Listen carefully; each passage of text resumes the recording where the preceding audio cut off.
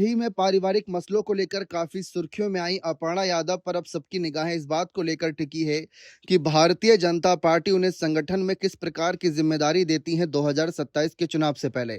क्योंकि ये जरूरी नहीं कि जब चुनाव सर पर हो तभी जिम्मेदारी दी जाए, बल्कि शुरुआत में ही उनको सक्रिय करने पर विचार किया जा सकता है ताकि वह भी अपने आप को जनता से उस क्षेत्र में जोड़े सकें।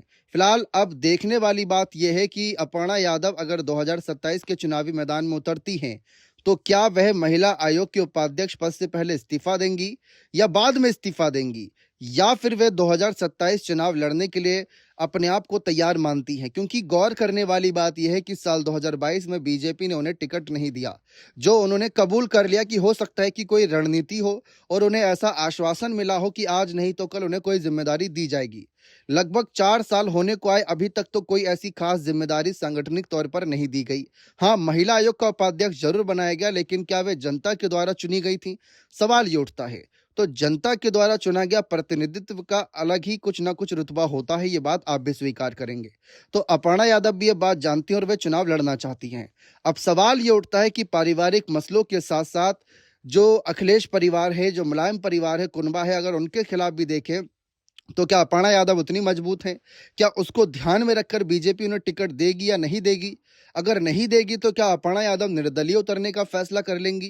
क्योंकि सपा और बीजेपी से देख ही रहे हैं आप किस तरीके से हालात है, पारिवारिक मसलों को लेकर जो मामले सामने आए। सपा से तो नाराजगी है ही, बीजेपी के साथ मजबूती से खड़ी है और बीजेपी उनके साथ खड़ी है। लेकिन बात जब टिकट देने की आएगी, बात जब चुनाव लड़ने की आएगी, तो क्या अपर्णा इस बार बिना टिकट के रह लेंगी या बीजेपी टिकट देगी? अगर देगी तो किस सीट से?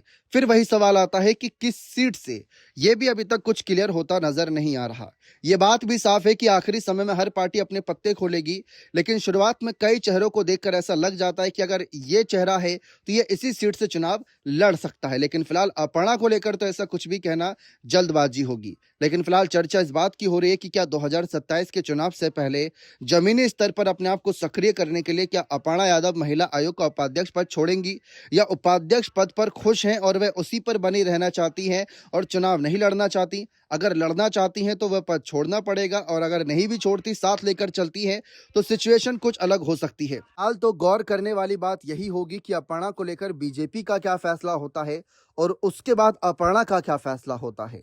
आप अगर अपर्णा के समर्थक हैं तो आप क्या चाहते हैं? अपर्णा को चुनाव लड़ते देखना चाहते हैं या फिर उनको महिला आयोग उपाध्यक्ष पद पर ही बने रहना देखना चाहते हैं? अपनी राय कमेंट सेक्शन में अवश्य दीजिएगा। बहुत बहुत शुक्रिया।